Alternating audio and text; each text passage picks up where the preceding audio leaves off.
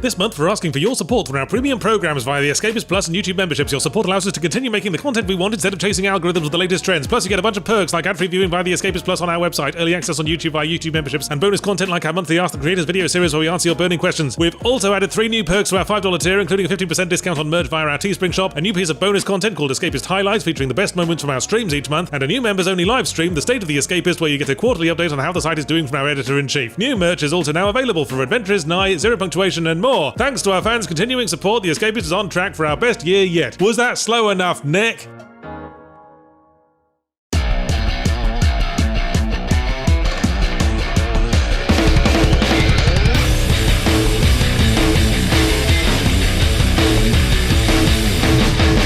There's a lot you can get done in 12 minutes. Walk the dog, learn a new fact about the moon, listen to an entire ad break on a commercial radio station. I, for example, can use 12 minutes to extinguish all your enthusiasm for a recent game you thought might have been interesting.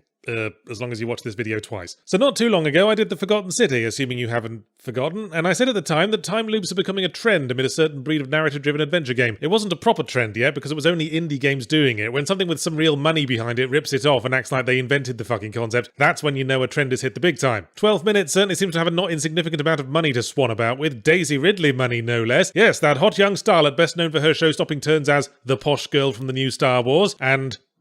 well, anyway, James McAvoy and Willem Dafoe are here too to crank the star power up even higher. And guess what? If the game hadn't told me that big celebrities did the voices, I wouldn't have been able to fucking tell. So not for the first time I have to ask a video game what on earth the fucking point of hiring that kind of expensive talent was if any jobbing voiceoverer could have achieved the same result. I guess Willem Dafoe's voice has a unique character to it, although in this case he seems to be doing his best Christopher Lloyd impression. But the other two are both putting on American accents and just sound like generic actor persons the casting director could have bundled into a van at literally any Los Angeles bus stop. I mean, you only hired them so you could slap their names on the front. Why make them talk in an accent that makes them doubly unrecognizable? It's like getting a personalized number plate with a non-obvious meaning. You blew all that money and didn't even gain any status. You've just made the dude behind you squint in confusion at your bumper. This is a very minor point to harp on for so long, Yahtzee. It almost seems like there isn't much to say about the game. Oh look, it's Captain Observant, everyone. He must have been let out early from his job pointing out the spelling mistakes in other people's Reddit posts. Yeah, it's a snacky student short film of a game about a 12-minute sequence taking place in 3 rooms. It's not what you'd call bingeable. The premise is, you're a dude who comes home to his lazy ass wife who thinks getting 2 store-bought chocolate lava cakes out of the fridge counts as cooking dinner, after which a very angry man bursts in and, in brief summary, fucks the pair of you up. Then you get inexplicably transported back 10 minutes and keep getting sent back to that moment every time you die or attempt to leave the apartment. Our hero must repeat the loop until he can avert his fate and eventually get to the bottom of the various dark secrets that are lurking under everything, like a dead spider in a carelessly poured glass of milk. I like the presentation. The harsh, directly top-down camera angle creates an effective sense of foreboding, like we the player are the sword of Damocles, waiting to stab our character's pleasant evening with the missus, right when he's assessing his blowjob chances. The attention to detail with the number of things you can do and that other characters will react to is, well, I suppose it would have been more impressive if there were more than 3 fucking rooms in the game. But hey, I can steal my wife's phone and hide it in a ventilation duct and put candles around it like I'm leaving an offering to the god of HVAC engineering, and that's got to count for something. I found 12 minutes to be absorbing up to a point. The home invasion is kinda harrowing at first, but it's interesting how desensitized you get after a few goes around. Looks like jumping out of the closet and handing the home invader dessert doesn't do anything. Ho-hum, guess I'll let him shatter my jawbone against a chair leg again. It's probably saying something terribly profound about cycles of violence and our desensitization to horror in modern society. But then the game takes a turn, and I should probably drop a spoiler warning here because people always jump up my butt if I don't. So here goes. Spoiler warning, my butt is not open to callers today, thank you. There's a moment where you think you got it all figured out. You de-escalate the home invasion, the burglar says he's very sorry, everyone agrees to part amicably with a party bag and a slice of birthday cake, you and your wife embrace lovingly, and then BAM! It's 10 minutes ago again and you're standing nonplussed at the front door with your big relieved stiffy hanging unfulfilled like an unpulled fire alarm at a remedial school. This is the bit where the game effectively channels the middle act of Groundhog Day, when we and the protagonist start trying everything to figure out what this fucking time loop even wants from us. Get the happy ending again but with slight changes in details? Nope. Fix it so the invader never shows up at all and have a perfectly nice evening in with the oblivious wife? Nope. Murder the home invader, then murder my wife, then murder myself in the face with a gun?